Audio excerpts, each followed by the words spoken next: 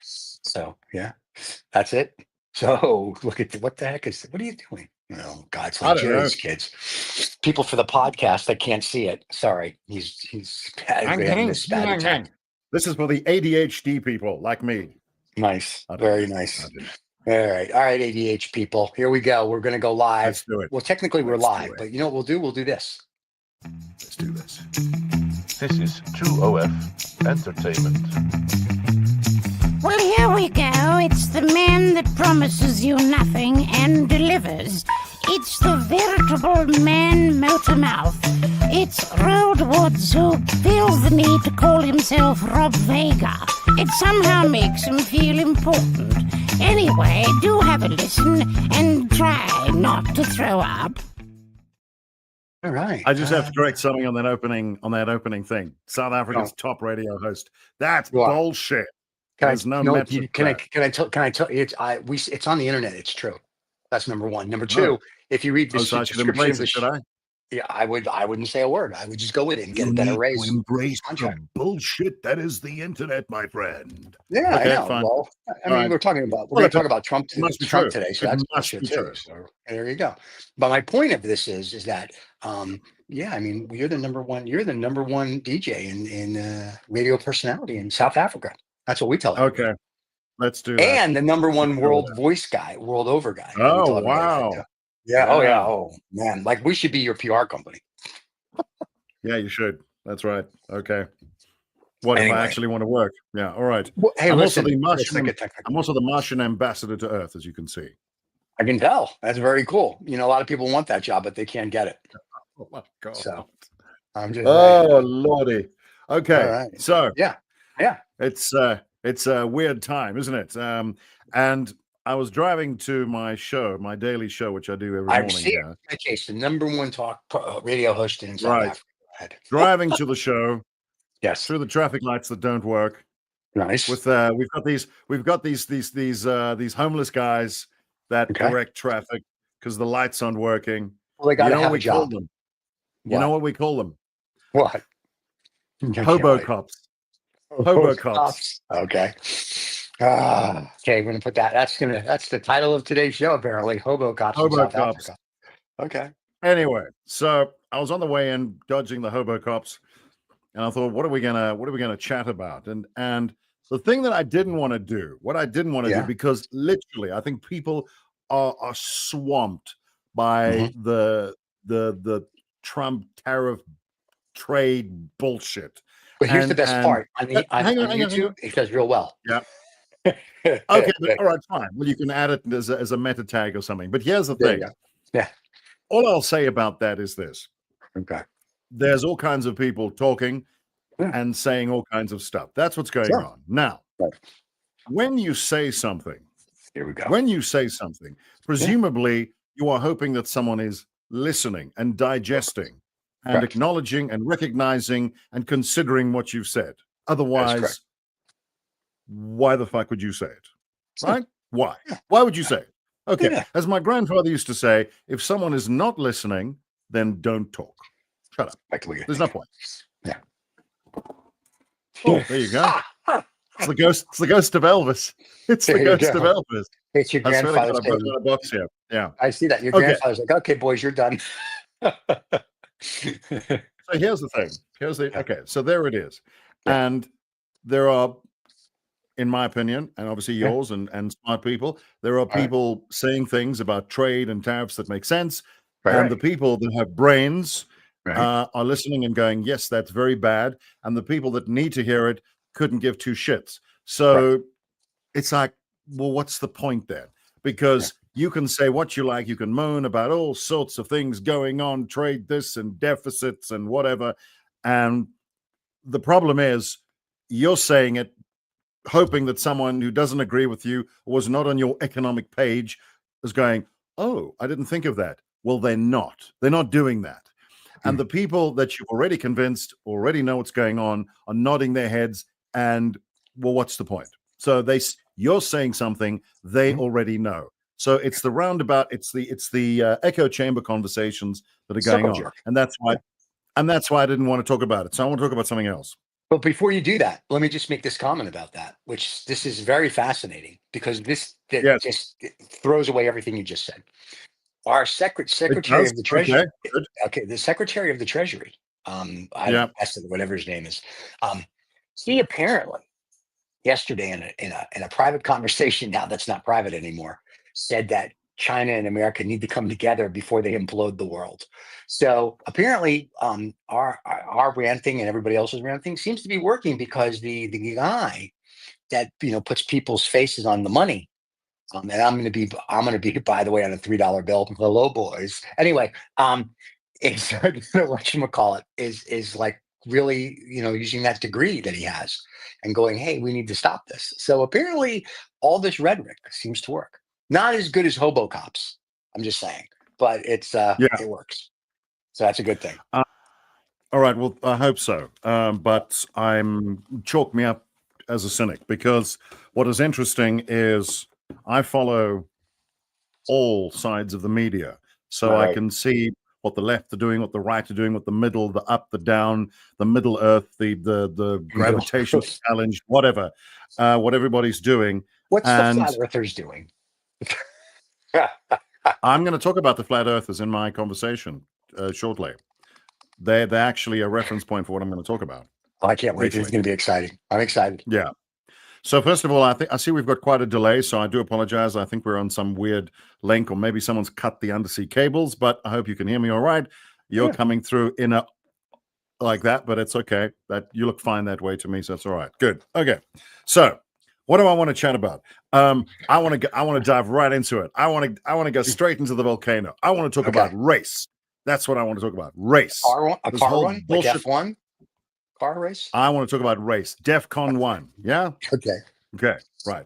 There's a white guy talking about race. How dare he? Okay. So this is what I want to say. This is my little rant about race. Okay. Well, first of all, and I haven't really drilled down and Googled my ass off for this. It's just something I kind of know. Race is a new thing. It's a relatively new concept. About the Middle Ages, the 1600s started to become a thing. People started talking about this thing about race, putting people in boxes. All right. Just before I drill down on that, scientifically, right now in 2025, scientifically, biologically, genetically, commonsensically, race is bullshit. It doesn't exist. There's no basis for it. It's absolute crap. All right. It's crap. The race thing is whatever. It's absolute garbage. People are who they are. They're different. They've got more melanin. Their bones are slightly bigger, depending on where they are. They've evolved in certain ways. And yes, creationist evolution is a thing. So they've adapted. This is what we do. When you go to the gym and you pump the iron, your arms get bigger. When you go somewhere where there's less light, your skin gets lighter. Where there's more sun, your skin gets darker. Whatever. We know this crap. People with a brain know this crap. So people look different around the world because of, environment and so on and so forth. All right. So this is what people with brains know. We know that. And as a comedian friend of mine once said, if race was actually a thing, right? If race was actually a thing, you would not be able, white and black people couldn't and have little Chocochino babies. They wouldn't be able to because they'd be fundamentally different. Right. Yeah. But look at that. We've got Barack Obama and all these people. All right. So the point I'm trying to make is it's all bullshit. The race thing is utter bullshit. Now, I live in a country right now which obviously had the whole apartheid thing. Awful. Nobody's like, yeah, apartheid. Right now, nobody. But this is the crap that I hear politicians in this country saying. They talk about, the opposition party, the DA, for instance, they want to bring apartheid back. Okay, well, go and find me one white guy, just one white guy in the entire country. There's 4 million of us. And get him to go on record as saying, yeah, apartheid, what a great idea. That is utter bullshit. Nobody, again, with a brain, thinks that apartheid or dividing races, that bullshit thing is a good idea. Nobody. There is nobody who thinks that's a good idea. In fact, anybody will tell you it caused so much hurt and pain, it's immeasurable. The next thing I want to say is they say, yeah, white people say that. White people caused apartheid. You're missing a word. You're missing a word. Not white people, old white people, ancient white people, former white people, dead white people who are in a grave right now, white people that left the country, white people, right? New white people. Bullshit. Not interested in apartheid. Not about that. So you need to be careful with this fucking historical crap about how white people want to bring back apartheid. And it's a conversation you'll hear. This line that keeps coming up and up and up and up again. White people want apartheid. No, they don't. They really don't. Having said that, now this is where I'm going to bring in the flat earthers. Oh, goody. In every society, and I'm talking the global society, not races, the entire world, right? They estimate that anything from 4 to 8% of people on this planet believe the earth is flat. It's about that. It's there. Call it 5-6%, round about there. They believe, despite all we know and all the facts and the figures and people going into space and navigation and Felix Baumgartner, the guy who he stepped out of a module thing and he bulleted to the earth at the speed of sound because that's what he wanted to do. And the astronauts and the space. We know this. But there is a small group of people, 5%, who still believe the earth is flat. Well, that's what happens in every society. You're going to get at least 5% of the people who are batshit crazy. It doesn't matter what you say to them. It doesn't matter what you present to them. They will say, you say the sky is blue, and they go, fuck you, it's red. Okay? Right. Now, what does that got to do with apartheid? What does that got to do with racism? Yeah, 5% of white people are fucked up. Yeah, they have this idea of whatever.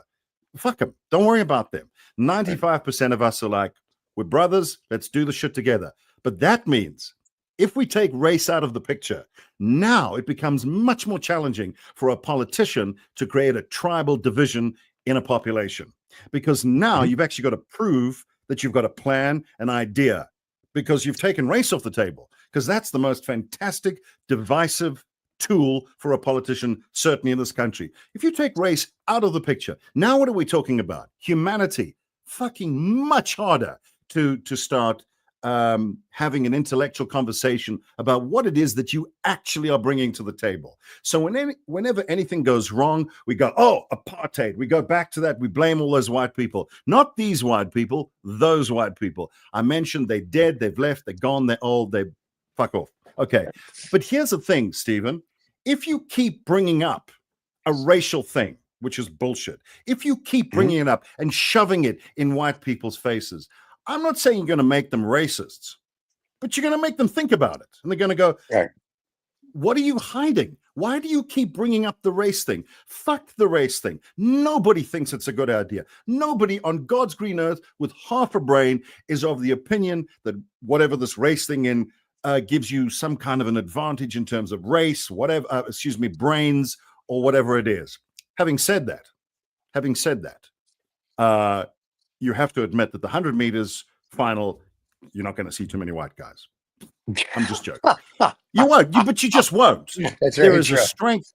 There is a strength thing there. We can have a whole nother conversation why that is. But those are people. Let me put it to you this way.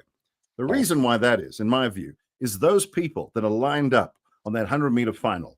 The reason why you're not going to see any white guys, those people that are lined up, if you go and look at their family history, it's pretty rough. It's pretty rough what they had to go through. And a lot of their family, cousins, colleagues, community members that sailed around the world died. They didn't make it. These are the strongest, the best, the biggest, whatever. So there's a bit of natural selection going on there. But fuck the race thing. Really. Get that off your... But it's a human thing. It's a human thing. Remember I mentioned the evolution thing? Right. So this is the problem I have where people, where things fail and they talk about something that happened 30 years ago. It comes up time and time and time and time and time again. Like I said, I wanted to talk about the racing because I'm so bored with this. And we all bored. We want to do something. We want to work. We want to be in a team. The people that you should be angry with. And I'm talking about people who have this race thing in their head.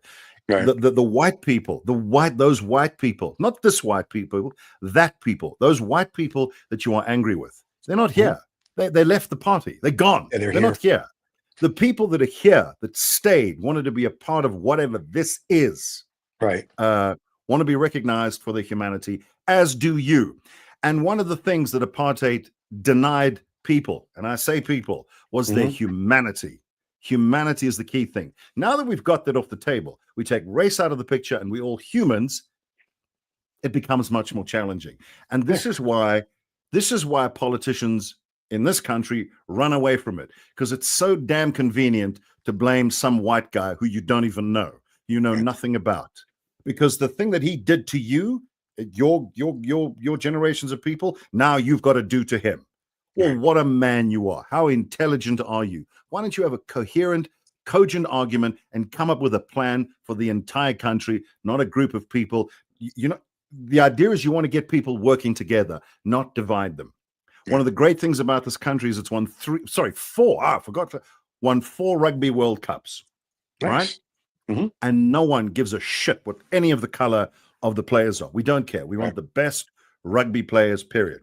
No one cares, black or white. No one gives a shit. It doesn't matter. And I've always said, if this country could have stuck to that when it became finally democratic in 1994, we would have done a lot. But here's the thing. Politicians realized that, wait a minute. We've got access to some serious power here, and we want to keep it. So we need to keep the people in line, and we need to keep them divided. God forbid the entire population of the country becomes this homogenous entity, all united against us. We can't have that. That cannot happen. Holding us to account, making sure we do what we say. No. What we're going to do is we're going to divide people, because that is the best way to run things, to rule things, to control people. And it's not new to this country. It's been done around the world. So, you know, what's crazy for me is, I just want to say this. The woman that works on my station with me, she's my newsreader. She is a bright woman. She studied hard. She's done very well for herself. If I had to go to her and say, you know, you're doing well because you're black, that would be hugely insulting to her. I don't do that. She sounds brilliant. She's super bright. She's a mother. She's an achiever. She's done so much with her life. To bring the color thing in that represents any of her achievements is utterly disingenuous. And it's connected to the whole, we have this thing called black economic empowerment in this country. Fundamentally, I understand why that was politically. But bear in mind, this country changed 31 years ago. That's more than a generation. And this government has done nothing to uplift people of the country. So when it fails, when people haven't developed those skills, you need someone to blame. And they are referencing apartheid. I mean, apartheid can go fuck itself. No one loves. Whoa, those people were monsters, bordering on Nazis. No one's admiring anything they did. But to keep referencing them as something relevant to the situation now it's deceitful, and it doesn't recognize people's humanity and the current situation. And it comes up time and time and time again. So you screw up and then you blame someone else. I mean, I know you've got that situation in the US, but I just wanted to talk. We always talk about the US. I want to talk about this country because it's such an exciting country. Now, this particular newsreader who I work with, she holds, funnily enough, the same view that I do. Get the race thing out of the picture and let's talk about human accountability. What are you doing for people, right? That's what she wants to know. And that's how she's going to vote. And what's exciting for me is, strangely enough, there's because obviously South Africa is, it's got 4 million white people and 60 million people. So the white folks represent, what, 7% of the country? Not even. And you hear people talking about the opposition party, which it has all colors of people in it, but they keep talking about it like it's a white party. It's a white party. You hear this coming time and time and time again, despite the fact that most of their executive leadership are not white. I mean, apparently they are, according to these idiots, right? But here's the interesting thing. 7% of the country is white. If that party, which is the DA, and I'm not saying that's a perfect party, but if they were a truly white party, they shouldn't get more than 7% of the vote, correct? They shouldn't, I mean, maybe 5, because not all white people are going to vote for them. They're sitting at well over 20%. So there's a lot of black folk that are voting for that party. So it's not a white party. So shut the fuck up about it being a white party and tell us what you're doing. Tell us what you're doing as the majority party now at the moment is the ANC. Right. Although, Stephen, you may be interested to know that there have been some stats, some polls, which you can take for a pinch of salt, which have shown tremendous drop in the ANC in their support. Okay. And a growth in all opposition parties, all of them. Everybody's doing better. The main party's coming down. Right. Because people, even black people, are not fucking stupid, right? Because that's the way the ruling party looks at its own people. Oh, you don't know what's going on. Yes, they do. Yes, they do. They are educated. They are human beings, just like me. And they can see you're full of bullshit. You're not doing your job. And then you're blaming all these white people who the fuck are they? Get one guy to go into a court of law or make an affidavit and say, yeah, apartheid. You won't find one. You won't find one. Or you might find one. I don't know. Well, here in the United States, you can find a whole bunch of them. They'll come and help you out. So don't worry about that. Will they help us out?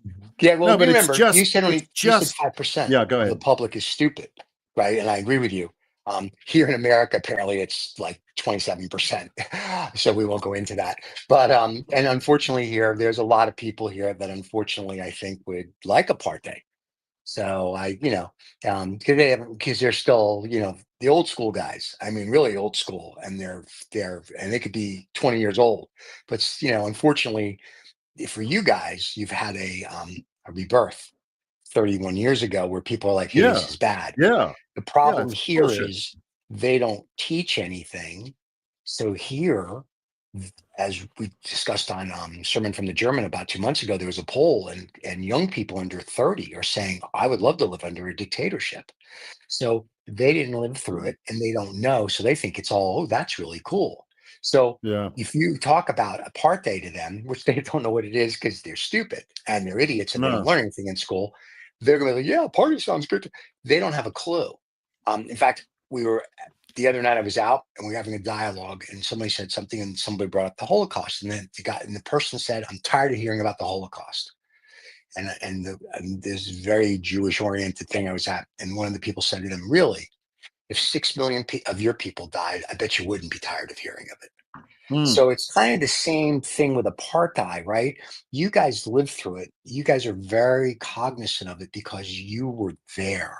Just like if the Black Americans here, that's right, you're Black Americans, you're not African American, you didn't come from fucking Africa, you were born here, you're a Black American. You're American.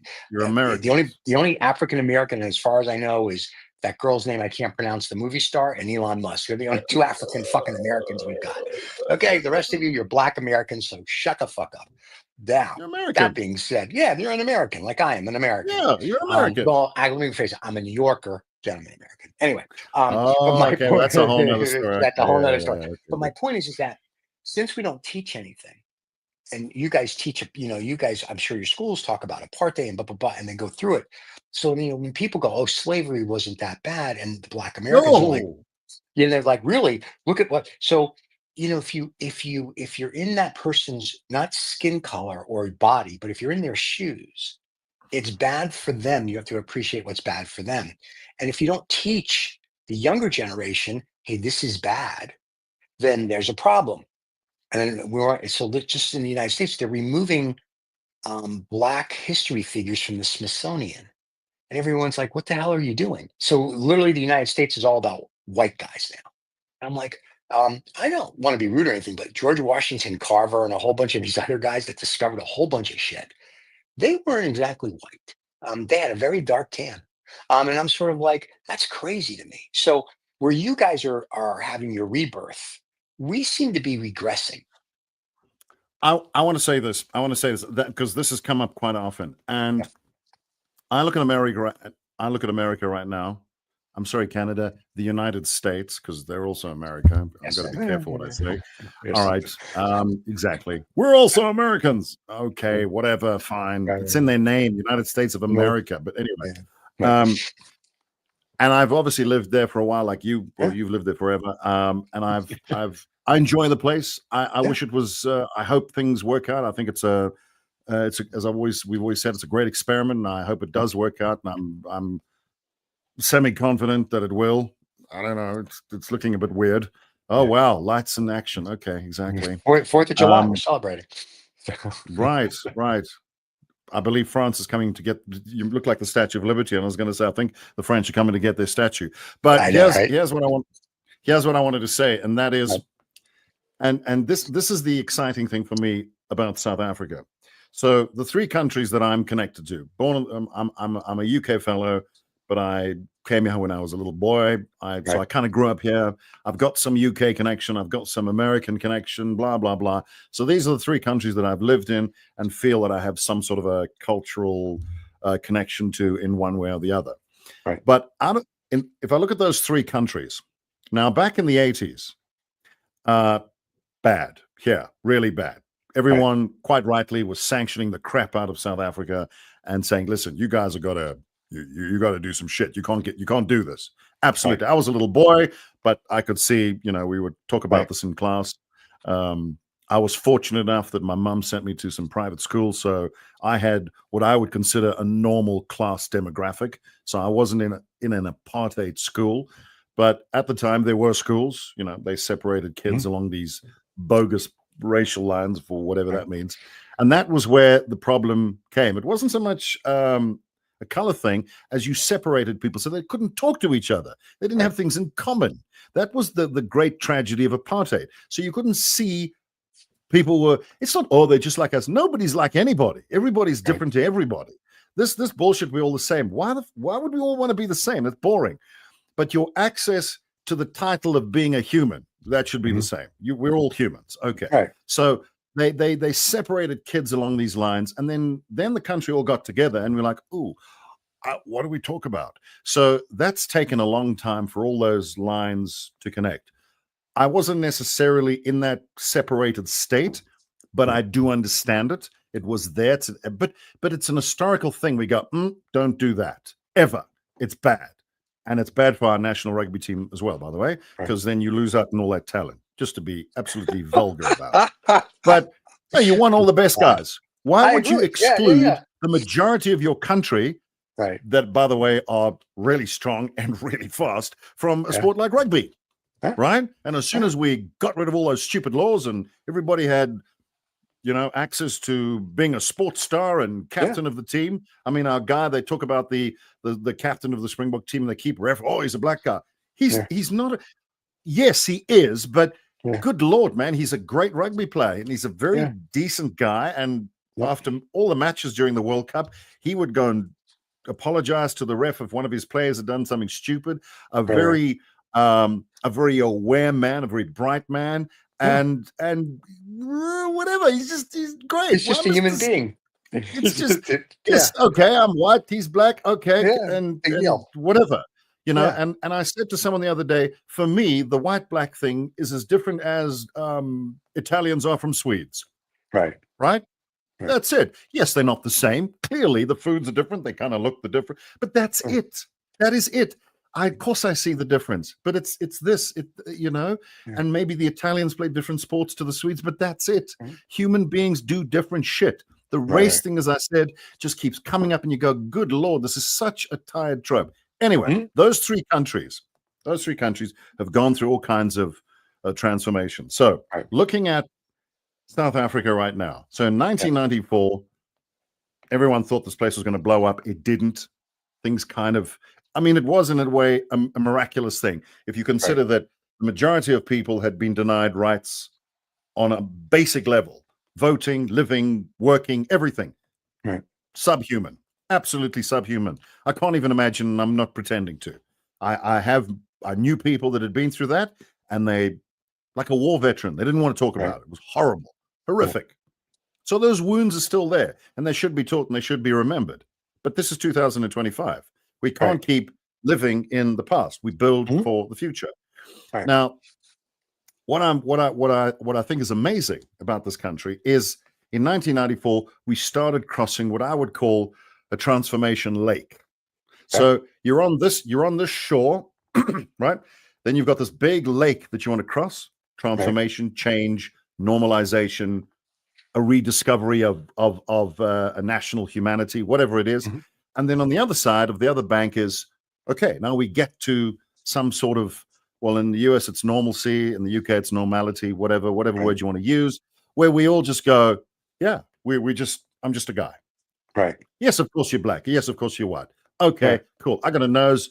You've got 4 eyes. Whatever. It doesn't matter. Yes, you see the physical characteristics of people, but it's okay. It's okay. There it is. And you get there and everybody just does whatever they need to do. We don't worry about, when it comes to economic matters, academic matters, whatever it is, we all just people. Kumbaya, jambalaya, hands together. I love jambalaya. Right. That's the best.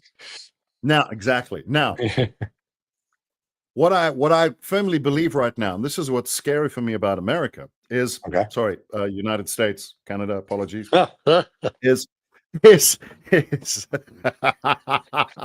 don't want to piss the Canadians off. Everybody's pissing. Hey, we got a Canadian. We have a show called Canadian Art Today, so we can't piss them off because they're a big part of our audience. Hi, Canada. I like I like Canadians. A good mate of mine. He lives down in KZN. He's a pastor and he's a Canadian fellow, and he used to live in Hope, British Columbia, and now he's religious guy. Yes, it's fine. Yeah, I know it is. It's fine. He's a lovely man. He's a friendly, I got a question. Polite Canadian. Oh, that they all are. Hey, so is he upset that the guy with the funny shoes and the hat died the other day, or what?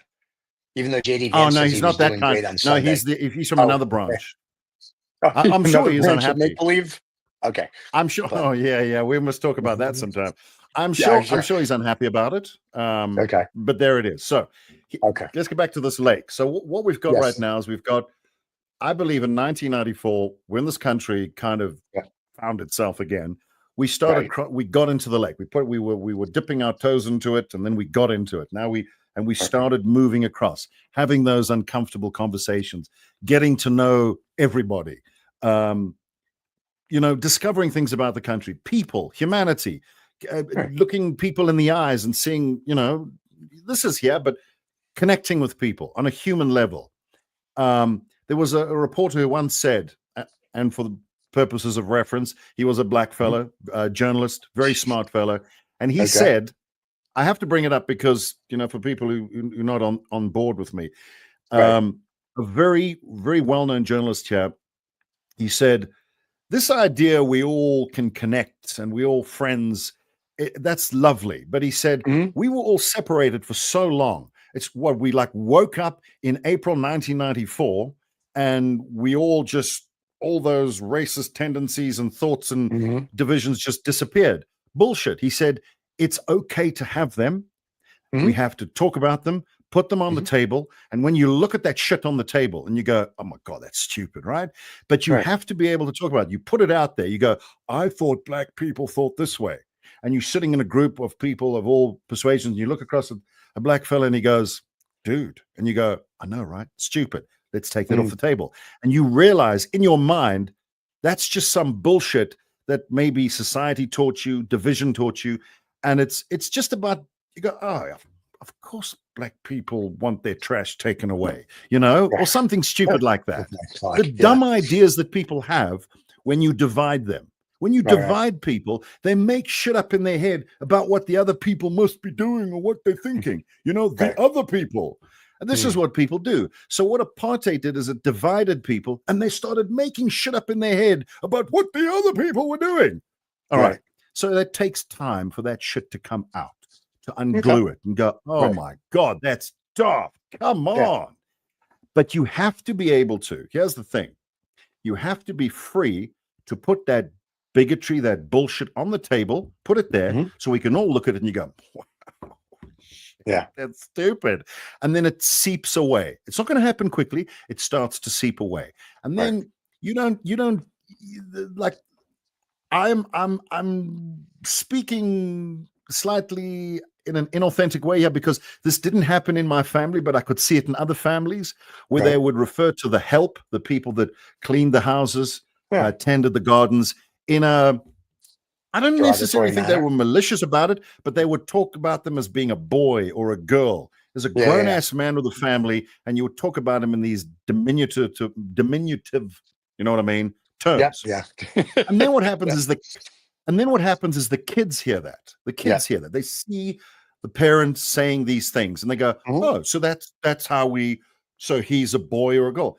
And what you have to do is you put that shit on the table. Then when you grow up, and when you have somebody that you hire to clean your house or whatever, you learn. You go, no, that's a man. That is a man. That's not a boy. That's a man. But it's not something you realize that because maybe you put that shit on the table and people said, "Hey mate, you can't call him a boy." And you go, "Oh, you're right. That's daft." I mean, he's 35 years old and he's got a wife and 2 kids, and he's not a boy, clearly, right? Right. And he's transvestite, maybe, but but you organically people go, "Oh yeah, no, it's daft. That's stupid." And then they that realization, and it doesn't happen overnight. It doesn't. Bigotry and bias and misinformation takes a lot of time to clear. Right. So the country got in the lake, and I would say, and I'm making the shit up as I go along, maybe it's halfway through the lake. It's not on the other side yet. It's not there, but it's encouraging because, the conversations, and I know this, white folk will say things in a group and black folks will say things in a group. And when they get together, it's another conversation. Right. Now that used to happen a lot. I'm convinced that used to happen a lot. Does it still happen? I'm sure it does. But as people just work together, play on the rugby field together, I don't know, date together, you can now date anybody, and you go, shit, it's okay, 2 women are different, but it's still a woman, and you start to realize that those divisions and that tribalist bullshit that perhaps is in your head it's irrelevant. It's absolutely irrelevant when you look at someone's humanity. And it gets back to my original thing about race, this race. So what the politicians do is, as the society is evolving, becoming normal, human, and it's going across the lake, you have these politicians jumping in the water going, no, you shouldn't be in the same boat. The black people must be in that boat and the white people must be in that boat. And you're going, what are you doing? Why are you bringing the shit up? That was from the shore that we left behind. What? Oh, I know why. Because you're trying to get all these boats to go that way and these boats to go that way over to your side, to your shore. But you don't really care about the people. You care about how many people you're steering away to your goddamn lane. And ultimately, you are not serving them. You are trying to control them. And I'm happy to report that I think majority of people, well, more people, younger people in this country are starting to realize that. And I want to just get back to those polls I mentioned. So 7% of the country is white, but the DA, the party that I'm aligned to, not perfect, because I don't like the ANC, and there's some other parties, but I'm not aligned to it because it's a white party. It's the only party that has a mix of people. It's not perfect. It is not perfect. I can sit here and talk an hour about what is wrong with it, but it's a lot more accountable than the others. If you deny that, there is plenty of evidence to explain why. But what I'm saying is that party had a very small percentage of the black vote even a year ago. They did a racial test. I think they had like 5% of the black vote. But if you put 5% of 40 million or 45 million, and you add that to 50% of 7 or 4 million, you can get to 20% of 60 million. If you're a maths guy, you'll understand what I'm saying. But what's interesting, they recently did a poll and they found that 5% of the black voters, and I'm just using that for reference to show you what crap it is, that's grown to 18%. They're now 18. So that party's got 8. That's where the growth is. Those are the people that will decide the future. And those are the people that are going, you know what? Yeah, I'm a black guy or I'm a white guy. And what does that mean? Human being. What does that mean in terms of what are my job prospects? Where's the economic growth? Where am I going to? What the fuck does it have to do with how you are screwing up my life? And you are screwing up my life. You're doing shit that is not in my interest. And let's just get the color thing off the table. By all means, build 1 million. I'll tell you what isn't here. I tell you what, you mentioned people talking about the Holocaust earlier, Yeah, right? Yeah. It should be remembered. There should be a bloody monument or whatever museum, whatever you like, right in the middle of fucking Times Square. It should be there. We have one in Let's DC. let's not. Yeah, I know they're trying to get rid of it. You said, let's not do that again. Let's be reminded. Let's teach that shit. No one is saying for 1 minute that, like, for example, anybody of German extraction has any thoughts like that. Are you insane? You see how ridiculous that is. Now, hang on. I mentioned that 5% earlier, but I'm saying, for instance, when I've gone to Germany, mate, if you raise your arm above your shoulder for too long, they're very sensitive about it. And it's Berlin is the most amazing city, city. And everybody, it's extraordinary. What I'm trying to say is, making the argument, let's say, for instance, let's look at a European example. So say you're a politician in Germany and you're trying to, maybe this is happening, I don't know, I could be talking about something that's actually happening, and you're trying to create that tribalism, which does work politically. We know that works. So you go, what can I do? What can I say that's going to break up the population and help me corner a part of the market? Oh, I know what I'll do. I'll start suggesting that all Germans are Nazis. Well, I'm going to do that. And in other words, if you're not Jewish, you must be a Nazi, or it's somewhere buried somewhere in your psyche, and somewhere along the line you think this is okay. Ridiculous. I can tell you now, that's absolutely ridiculous. Well, it's the same shit as saying that anybody who's white that lives in South Africa must have some long lost nostalgia for apartheid. Right. Okay, well, that is just maybe if you're dead and you're in a grave somewhere, but if you're alive and you hear, you're hoping at some point someone's going to take the race thing off the table and then say, what are we going to do? That's not to say, let me tell you why it's important people do that, because so we have this thing called black economic empowerment in South Africa, which I said politically, I understand. What you're trying to do is redress an imbalance, which disappeared 31 years ago from the law books. But there certainly was a generation that was behind. There was a backlog, right? Then do that. Educate people. Fix that. But don't just paint it with a racial brush and say, if you have so many people in your company, we don't care about the ability. We want you just to have so many people because that's going to look good politically. That's an easy fix. The harder fix is drilling down into the population, realizing a couple of things. If anyone's over the age of 40, there's nothing you can do about it. You can't re-educate people. So you've got to get back to the kids. You've got to encourage them. But they talk about this word empowerment in this country, which is extraordinary, because they interpret that as something to do with money. And it's not about money. And let me explain. They have this, you've heard about this white privilege thing, which I hear time and time again. And I go, okay, all right, fine. Very disingenuous because, I get why it comes up. Oh, well, you have the privilege because you're white. You don't have to worry about, okay, true. But it's not a privilege. And it's dumb luck. That's the only thing I can say. But now,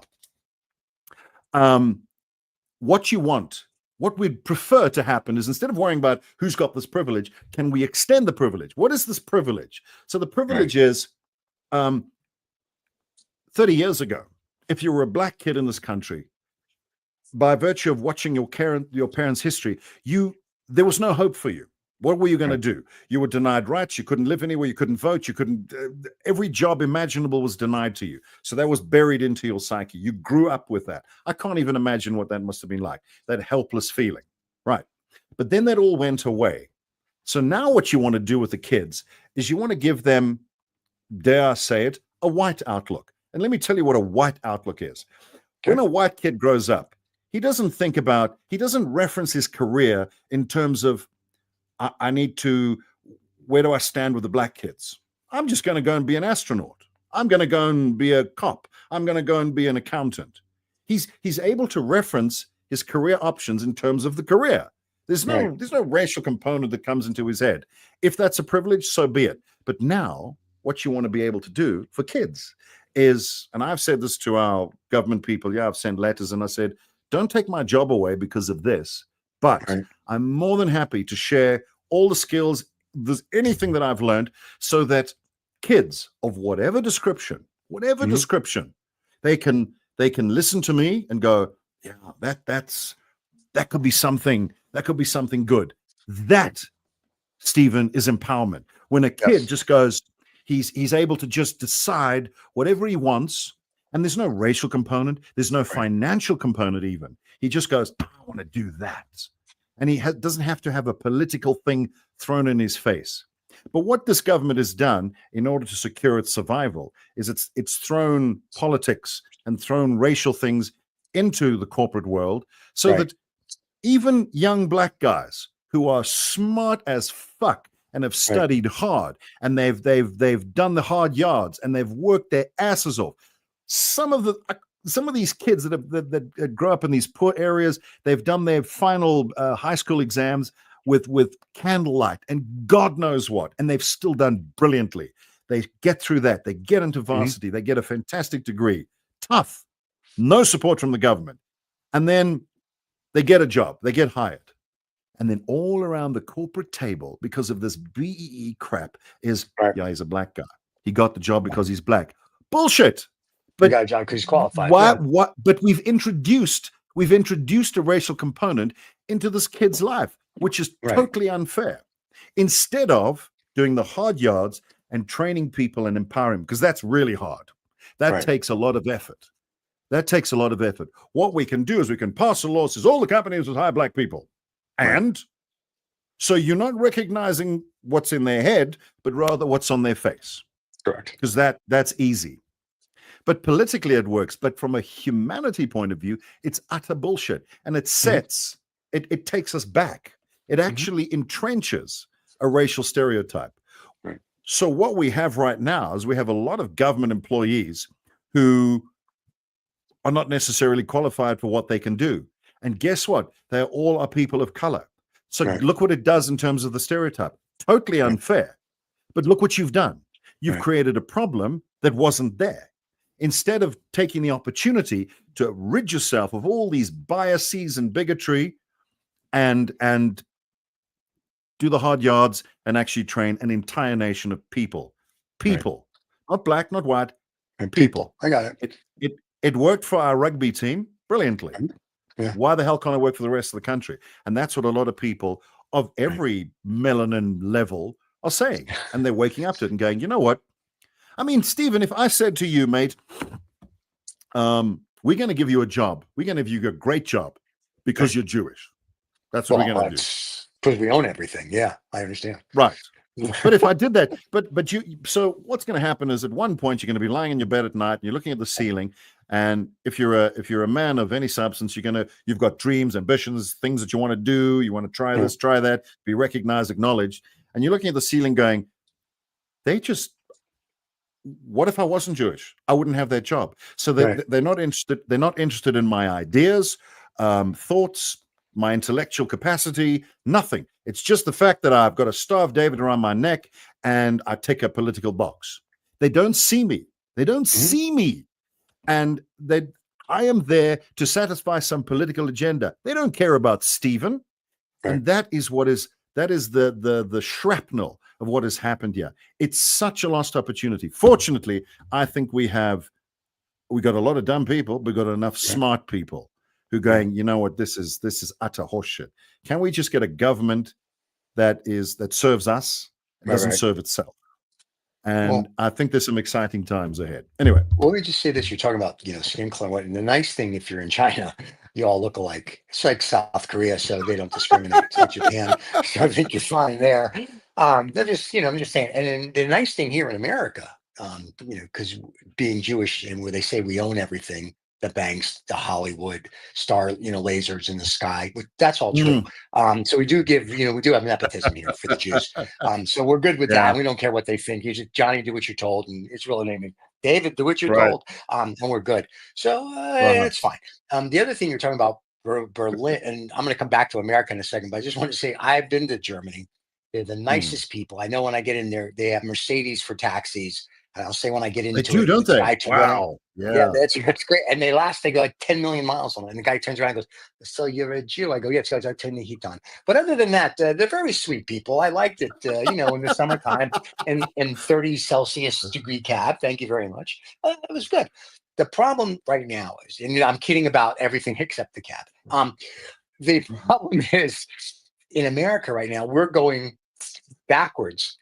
You know what I mean? I'm glad they get rid of DEI because I agree that you need to have the most qualified person. I don't care if they're male or female. I don't care what their color is. Like I said to someone the Correct. other day. I'm from New York, which people may not know. In New York, we look at it. You're a human being until you're not, and then when Sure. you're not a human Correct. being, then you go into a box. Whether you're white, you're black, you're green, you're straight, you're gay. We don't care. Then when you're in a box, then we refer to you as every negative thing we can possibly say. And America seems to be, unfortunately, going backwards in that. The thing I wanted to bring out, there's a Chevy Chase, Richard Pryor skit from Saturday Night Live done in 1976 or 77. You can find it on YouTube. Richard Pryor is applying to be a janitor, and Chevy Chase is interviewing him. This is the funniest 7 minutes they'd never let it on television now. And Pryor wrote the skit. And they're he asks these questions and yada yada. And then Chevy Chase says to Richard Pryor, he says, "We're going to do a word association game." Richard Pryor goes, "Great." And he says like black, white, Christmas, New. Well, they go back and forth. And then they start getting into like, he said something like, I want to say Jungle Bunny. And then Richard Pryor, like, Jungle Bunny. He goes, "Hunky." and then Whoa. and then all of a sudden, Chevy Chase does something else, and they go back and forth until finally Chevy uses I'm not going to say the N word. He says the N word, and then Richard Pryor looks at him and goes, "Dead hunky," and stands up and yells, "Dead hunky." And Chevy Chase goes, "Well, congratulations, Mr. Smith. You're going to be the highest paid janitor in New York City." I mean, but it's fascinating because Richard Pryor never really saw color. And then you look at Blazing Saddles, who he wrote with Mel Brooks and all this. So if you look at, we've been trying to break the barrier of color since day one, and we can't do it. And we're supposed to be so advanced. And it's the same and Barack Obama, good, bad, or indifferent, don't care. But when he was president, everyone said, "Oh, he's the first African American." Or I had a problem with Barack Obama with two things. One, when he got the Nobel Peace Prize for doing nothing. Hey, congratulations. Okay. And two, I was like, stop saying you're an African American president or you're a black president. Just say you're a friggin' American. Because you know what's really funny? When the orange, well, we have an orange president now. I guess that's okay. We have the orange. Yeah, that's fine. When Biden was in there, when Nixon, when all these people were in, no one ever said we have a white president. We have a blue president. Like, correct. When we get, like, if Pete Buttigieg became president, right? He's gay. Congratulations. He's very happy. We're going to say we have a gay president. Our gay president. Why can't we just say the president of the United States? I mean, Yeah. an orange president. So I'm very much, and you're talking about the All Blacks. And for you people that are just joining, that's a rugby team, and we're not. Yes, it is. Yeah. It's a rugby team in South Africa. So No. New Zealand. New Zealand. I was gonna New say, Zealand. All Blacks is New Zealand. I'm sorry. Oh my I thought that was God! you Did guys. you convince? Woo! No, don't do that. Hey, don't here's confuse the here's the best Springboks part. and the All Blacks. Most of the Never do people in the that. United States aren't going to know the difference. Anyway, the I Springboks know, and the All I Blacks, know. they're both rugby teams. There you go. Okay. You'd be surprised.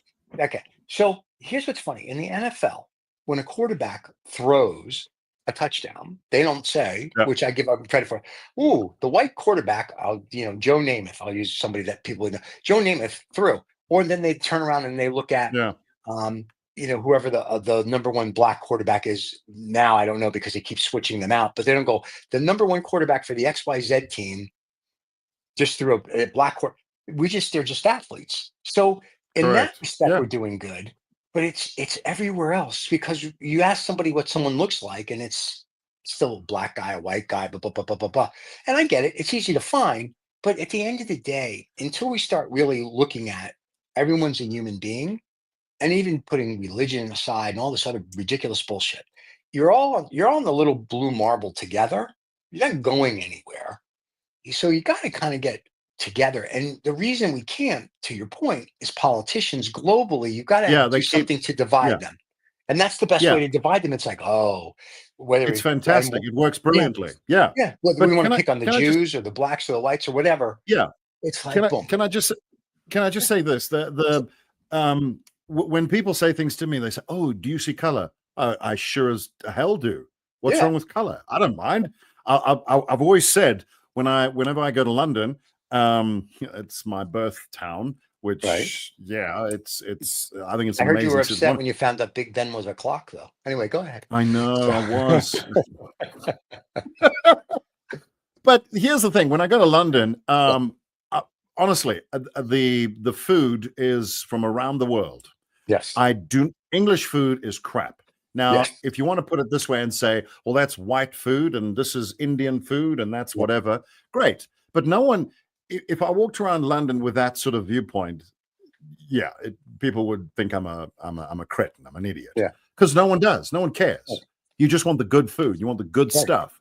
And one of the things about different cultures and races, I'm going to just bring it up just because of that, is I'm going to say different cultures or people with different levels of melanin, right? Right. And they live in the reason why they're darker or light is they live in different parts of the world with different climates, different fruit, different animals, different whatever, different conditions. So their food's different, their music's different, everything they do is different. And when you join them all up, they go, oh, that's interesting, oh, that's interesting. And then you get a smorgasbord of humanity, which is fantastic. But they shouldn't be, my thing is, you must recognize the differences are fantastic, but that's all they are. They're like all little blocks on a checkers board. They must be different. It's exciting. In other words, if you had a blanket that was all one color, a quilt, the little squares, they put them all together. They make them all different colors. Otherwise, it's just one color and it's boring. Who wants that? Who wants to live in an all black or an all white world? Who the hell wants that? And I would go nuts. In fact, when I lived in, and I'm not meaning to disparage the state in any way, but the town I lived in I'm not going to say in Connecticut, it was just white people. It was all white. And I've got to be honest with you, Stephen, I'd never thought about that. I'd never thought about that in any shape, size, or form. And we were there for 3 months. And I said to my wife, I said, it's just white people here. And I don't know what I thought about it, but it was weird. I thought that's odd. I feel more comfortable because, no, seriously, I feel more comfortable almost being in a minority position because that's what I've grown up with. I feel more comfortable. I mean, I took a walk through Harlem once and it was like, oh, this is great. And I could feel myself calming down. And only later did I realize what it was. And I guess let me tell you what one of our fans racism is.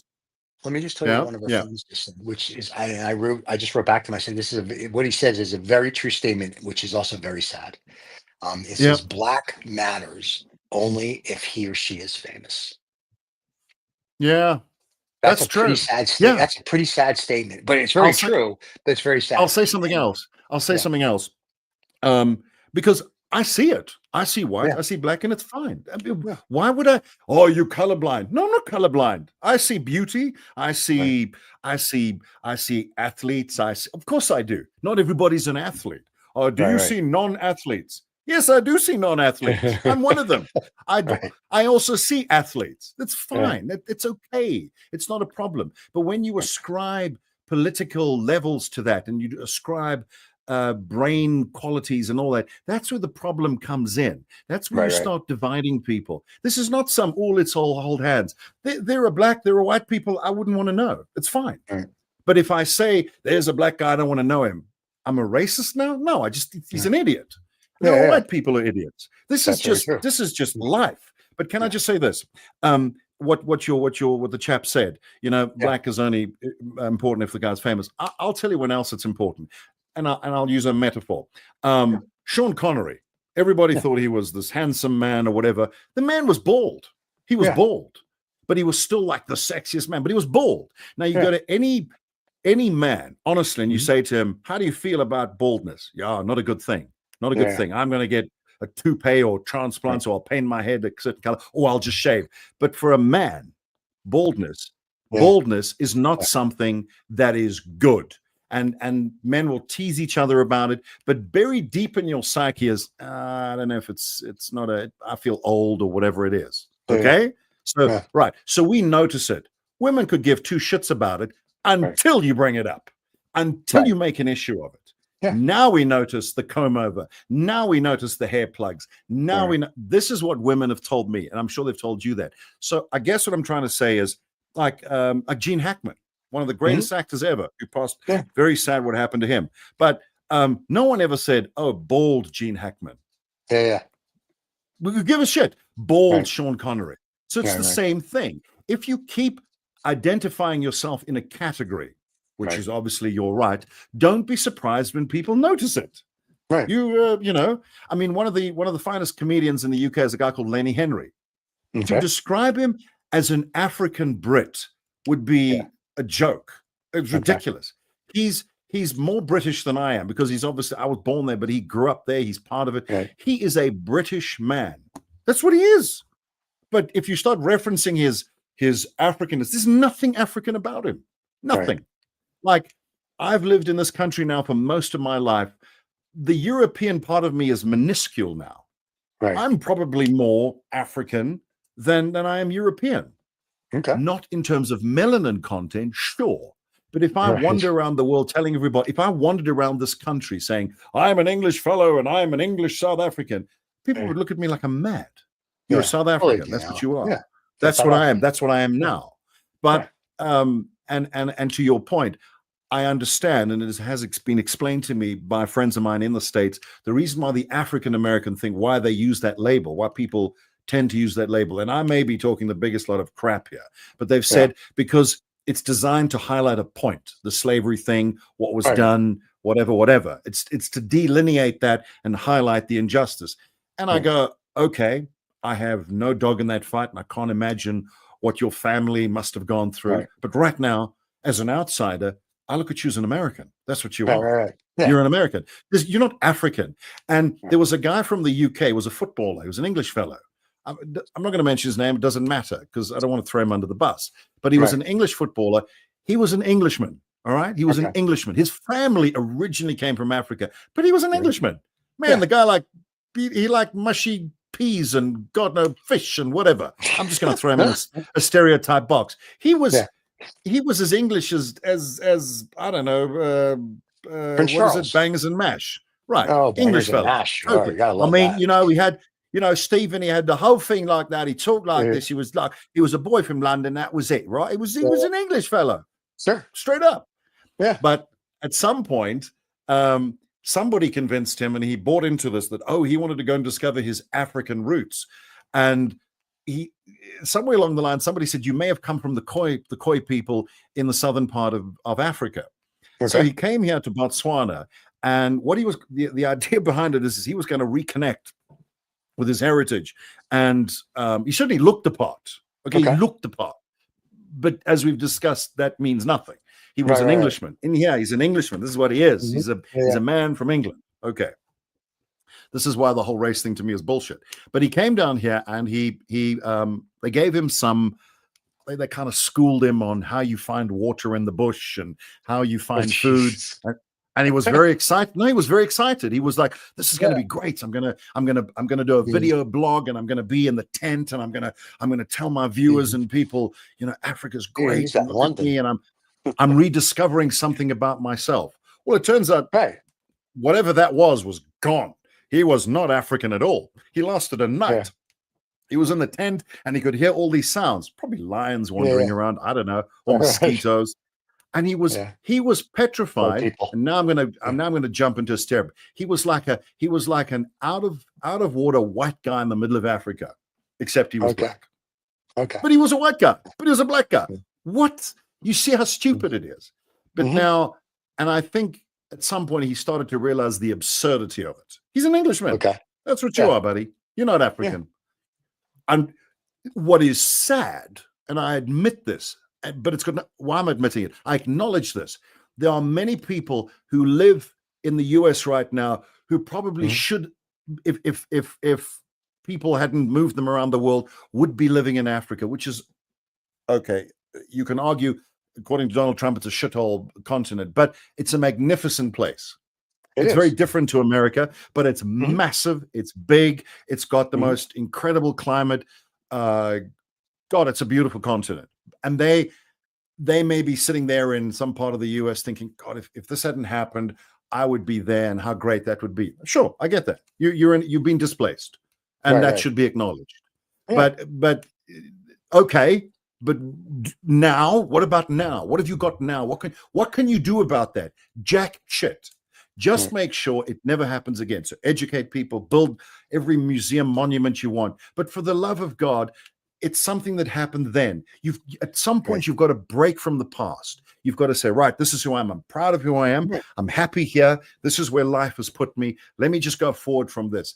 Instead of complaining about things that are utterly irrelevant, that don't mean anything, like race. Race, yes, color, melanin, it sits there, but it doesn't define you. It doesn't define your humanity in any way unless you let it. Right. Unless you're famous, as the guy said. As the guy said. The other problem, though, is, and the white people forget this, and the black people forget this, is that the black people weren't the only people that were involved in the slave trade. The blacks traded slavery, the African kings, but the other funny thing is they didn't just trade black people, they traded white people. So because, you know what I'm saying? So, and it's funny because I remember we had a dialogue once with somebody and they said something and I said, 90% of the slave trade was basically captured warriors that were by a black chiefs. Like, hey, these white people want to give me crap, I'll take it. And if you were a white guy and you got caught, you became a slave as well. So it wasn't this thing. Yeah, go ahead. But Stephen, the problem, I hear that often, and they say, "Oh, a black thing or a white thing," and they try to define the slave trade in terms of that. I'm not trying to define it. I'm just saying. No, not you. No. I'm just saying. I hear it a lot, and I go, "Okay, but why are you bringing it up? You bring it up because we all agree slavery bad. Bad. I don't give a shit what color the people were. It was bad. Let's not do that." Right. Let's get rid of human trafficking, whether it's purple, black, white, whether it's a white boss, a black boss, a purple. Just for God's sake, get rid of it. Right. Our ancestors of every race, color, whatever you want to call it, have done stupid shit. Okay, but there it sits. You want to sit in the past, that's fine. But right now, this is where we are. We can do some good shit together. We can talk about what talents we can bring. Or we can just keep going along the tribal line and blaming other groups for the shit that we don't know. That's what we're doing. Welcome to the globe.